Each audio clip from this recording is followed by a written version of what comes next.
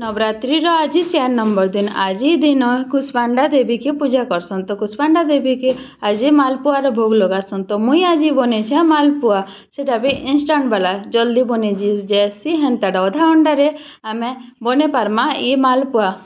तो मुई पहला गुरस गरम करदेनी, सेना अमूल टिके देदेनी आ चीनी टिके देदेनी आ भलसे मिक्स करदेनी। गोटे बाउल रे आमे अटा नमा, सुजी टिके नमा, सोप के केन्ता करी छाड़ी देमा। तापरे आमे जेन गुरस गरम करछे ना सेटा के भी भलसे मिसई देमा। आउ जेनटा टिके पानिया पानिया थिबा हेन्ता हिसाबे आमे मिक्स करी देमा, ताकि आमे 15 मिनट तक रेस्ट करबाले छाड़ी देमा।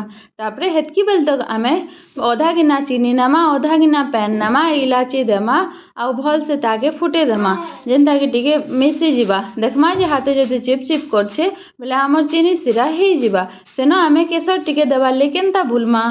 तापरे गुटे कड़े रे घी गरम करमा, गुटे गुटे करी आमे छानी देमा, गुटे गुटे करी फुली जिबा। तापरे आमे सेटाके चीनी रस रे पके देमा, गुटे गुटे करी करतेल जिमा, गुटे गुटे करी चीनी रस रे पकातेल जिमा। एंता एंता करी सबु मालपुआ के आमे बने देमा और माँ के आमे भोग लगामा। जदि मोर रेसिपीटा भल लागुछे बेले कमेंट करबे भल लागला और लाइक सब्सक्राइब करबार लगी नहीं भूलबे। तो इटा देखुन आमर इंस्टांट वाला मालपुआ जल्दी बनी कर रेडी हो गला। साधा दिन भी बने करी खाई पारबे। इटा गुटे खाइले मन नहीं भरे, 4टा 5टा खाइले जाकर मन भरबा। हाथ तो नहीं रहे न खाऊथिमे न खाली बोलबे।